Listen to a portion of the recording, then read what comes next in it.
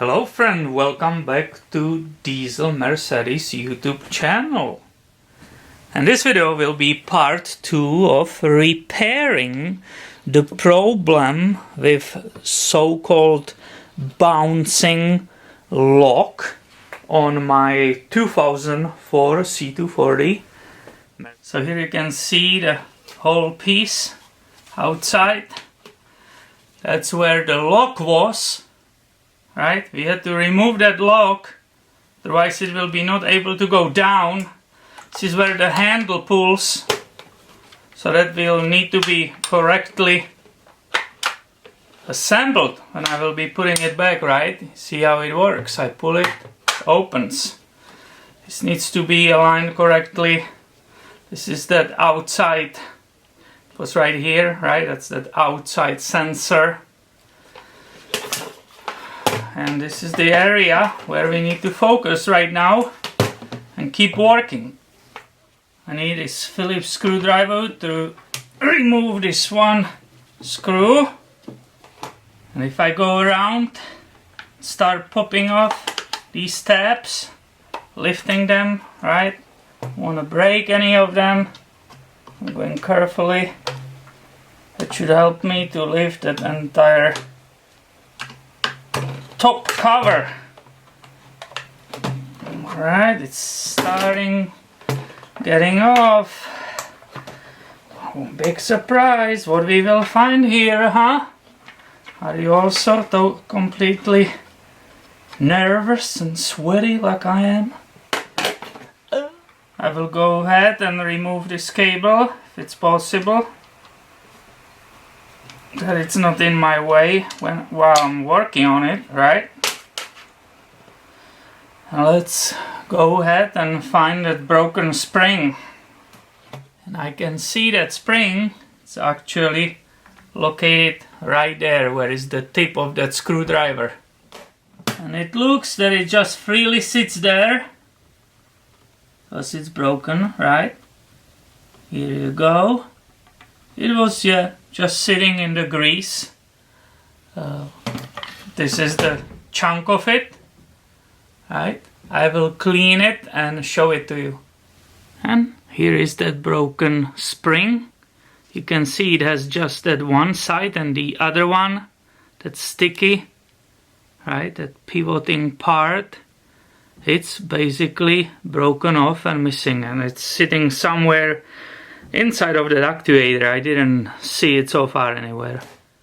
Now, looking how difficult access it's here to install the spring there, it's becoming obvious why that seller is supplying that lockable forcep to hold that new spring. You have here somehow more detailed view of this part, and the reason I didn't find the broken part of the spring is because it's still in its location. It's right here. It's a tiny, that wire is still sitting in its previous hole where it was installed. So I will go ahead and push it out and make the opening for the new part.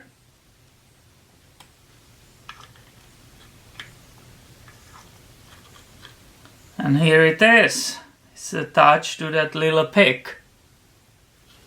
This whole assembly, it's all pressed in, so unfortunately I cannot take it apart and nicely put a spring in and just put it back together. That's one thing.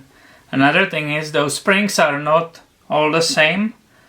Two of them are different than the other ones. So before you will start putting spring back, compare it with the broken one, so you are putting actually correct spring inside. And here you can hopefully see how I proceeded with installing that spring.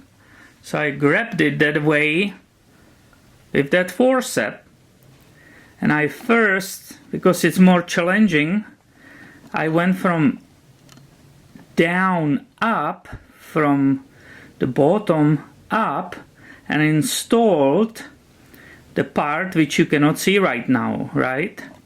I went from underneath there is this very small hole, and I installed it inside.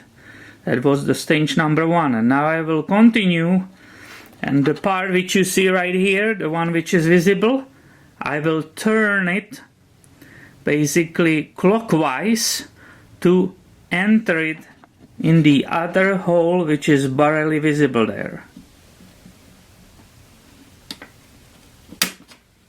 It was almost there.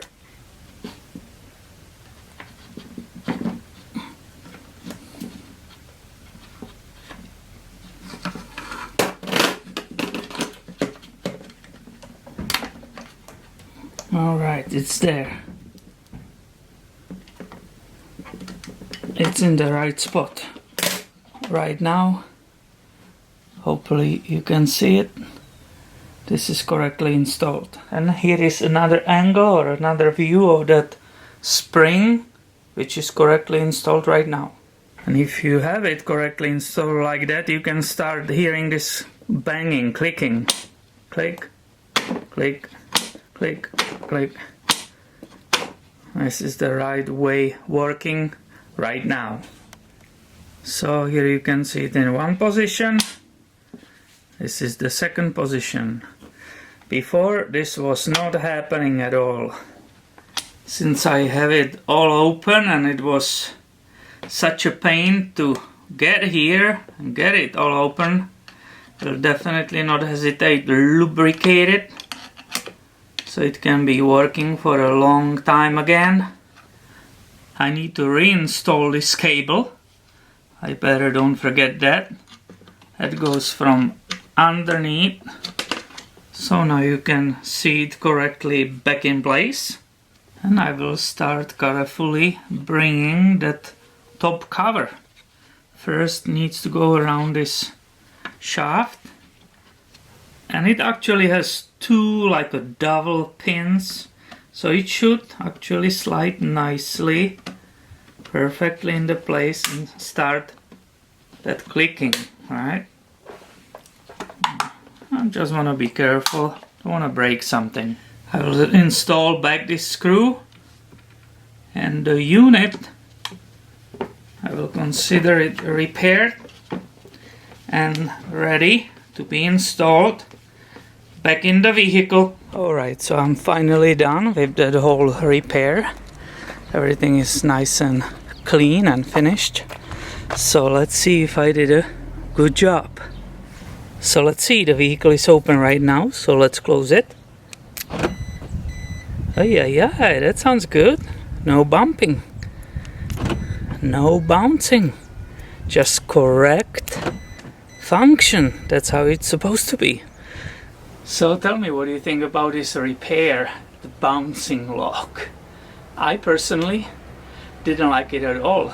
But now I know, if somebody will ask me to do it for them for money, it will cost them arm and leg. Well, I'm just kidding. Definitely thank you for watching. Thank you for sticking around. Make sure you are subscribed, because I have way more videos about Mercedes-Benz coming your way soon. See ya!